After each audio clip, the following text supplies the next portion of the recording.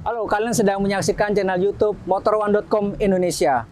Kita bicara soal mobil listrik, berarti mobil itu memang sudah benar-benar ada di Indonesia. Dengan adanya mobil listrik, merek-merek pun bermunculan di seluruh dunia. Dan jika kita menyoal negara Cina, sudah pasti mereka juga punya mobil listriknya sendiri. Dari merek Cina yang sekarang sudah hadir bersama saya, cukup canggih ya. Bisa terbuka sendiri knopnya seperti Tesla. Kalau kita ingat Tesla, seperti ini gayanya. Ini adalah Weltmaster iX5 400, sebuah mobil listrik yang dibuat di Cina dan memang berasal dari sana. Ini mobilnya bisa kita lihat, first impressionnya luar biasa. Nah, saya ingin menyampaikan satu hal menarik bahwa Weltmaster ini sudah hadir di Indonesia. Kebetulan Weltmaster itu menunjuk Indonesia sebagai dealer utama untuk kawasan Asia Pasifik. Jadi ketika untuk urusan penjualan, merek ini untuk kawasan Asia Pasifik pusatnya di Indonesia. Dari sinilah pemasarannya itu dimulai. Bisa ke Singapura, Malaysia, Filipina, Vietnam, Myanmar, dan lain sebagainya. Pusatnya di sini, di Indonesia ini. Tepatnya di Weltmaster Indonesia tentunya ya.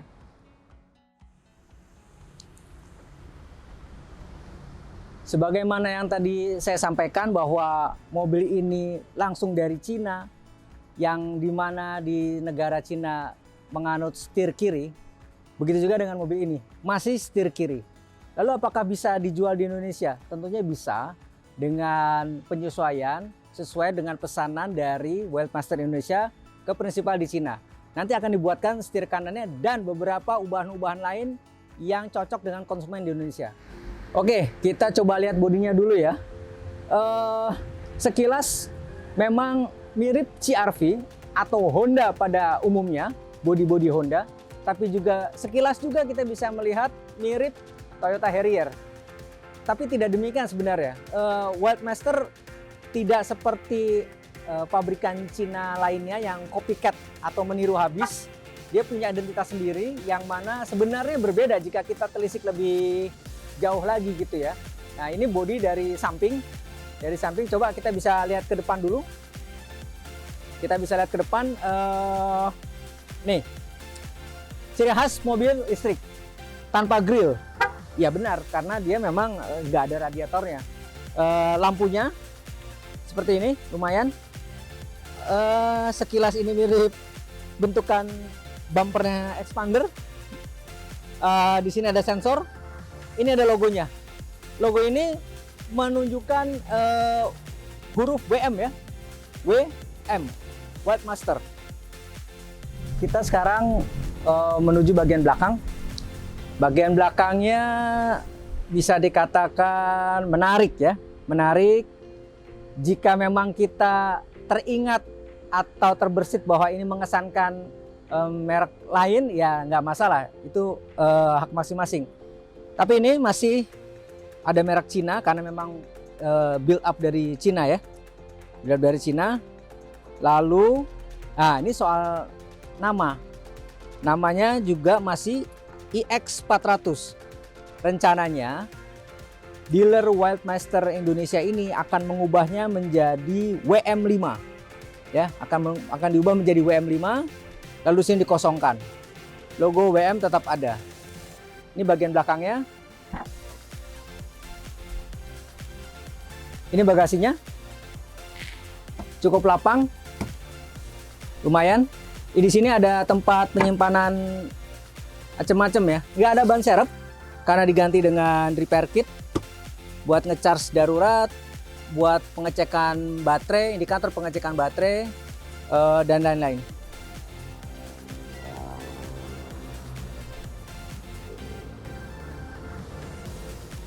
Sekarang saya sudah berada di kabin Weltmaster iX5 atau WM5 nanti ketika sudah dijual di Indonesia. Posisi setirnya oke ya, ada flat bottom, tapi tilt sama teleskopiknya masih manual. Lalu ada layar 12 inci yang nanti ketika dijual di konsumen akan menjadi 15 inci. Bentuknya akan seperti ini, memanjang seperti ini, tapi sayangnya dia akan menutupi merek Weldmaster yang ada di belakangnya ini. Ada merek Weldmaster tapi ketutupan sama monitor yang sama fungsinya dengan Tesla, yaitu menjadi operator seluruh sistem yang ada di mobil ini bisa dikendalikan di monitor ini. Walaupun juga ada beberapa yang terlepas di tempat-tempat lain. Lainnya adalah begitu banyak kompartemen ya. Di sini ada buat penumpang seperti biasa. Lalu di sisi samping ada cukup lapang dengan beberapa outlet pengisian daya untuk handphone. Lalu ada juga di samping sini ada cup holder. Ada juga di sini, dan yang uniknya lagi ada di kolong.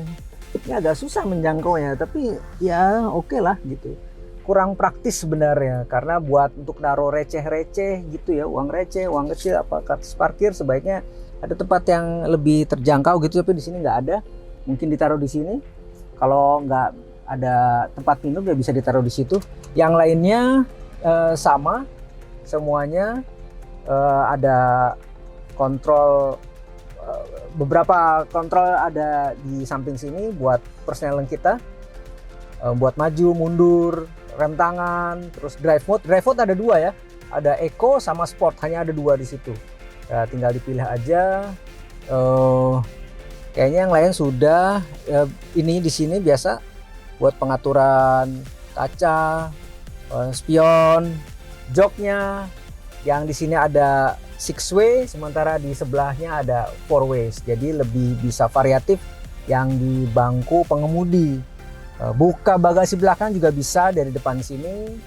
Lalu ya, ini satu lagi yang menarik adalah ini. Ada sunroof ya. Ada sunroof untuk membuka tirainya dan sekaligus membuka atapnya.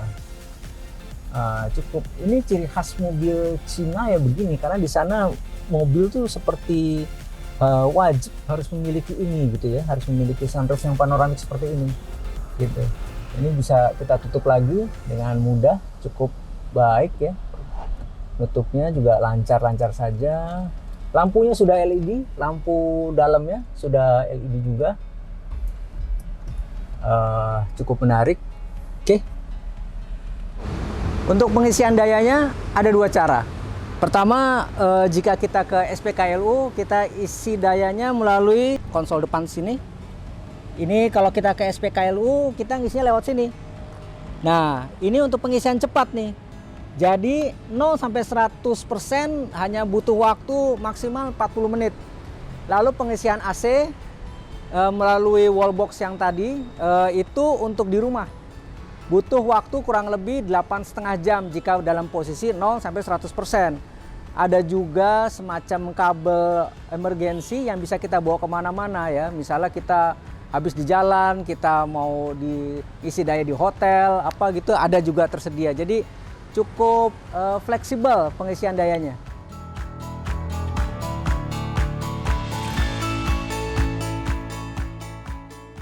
Oke, saya ingin sedikit membahas soal konsumsi daya mobil listrik ini. Seperti biasa, mobil listrik selalu dihadapkan pada masalah jarak tempuh, yang mana bagaimana jika nanti kehabisan daya dan lain sebagainya, sehingga konsumen menuntut jarak tempuh yang sejauh-jauhnya dari sebuah mobil listrik. Nah, klaim dari pabrikannya mencapai 403 km jika dalam kondisi baterai 100% penuh. 403 km. Tapi realistisnya ketika dalam pengujian nyata dicapai angka 370 km. Baru mobil itu benar-benar habis dan berhenti. Nah, bagaimana konsumsinya? Di sini langsung diekuivalensi 1,7 liter per 100 km. Per 100 km. Nah, kita coba ambil yang lebih realistis, 2 liter per 100 km. Berarti jika kita mengisi sebuah mobil dengan bahan bakar Pertamax 2 liter kurang lebih, bukan kurang lebih, berarti 18.000. 18.000 cukup untuk 100 km. Berarti 10 km yang hanya butuh bensin senilai Rp1.800. Nah, Bisa dibayangkan kan kalau mobil 110 butuhnya 9.000, ini untuk menempuh 10 km hanya membutuhkan kurang lebih Rp1.800. Nah, sebegitu iritnya, sebegitu ekonomisnya mobil listrik ini. Demikianlah first impression kami terhadap mobil Wildmaster iX5 atau WM5 yang nanti jika masuk ke Indonesia. Jangan lupa subscribe akun YouTube kami dan juga semua media sosial kami, Facebook, Twitter, Instagram, dan TikTok. Sampai jumpa.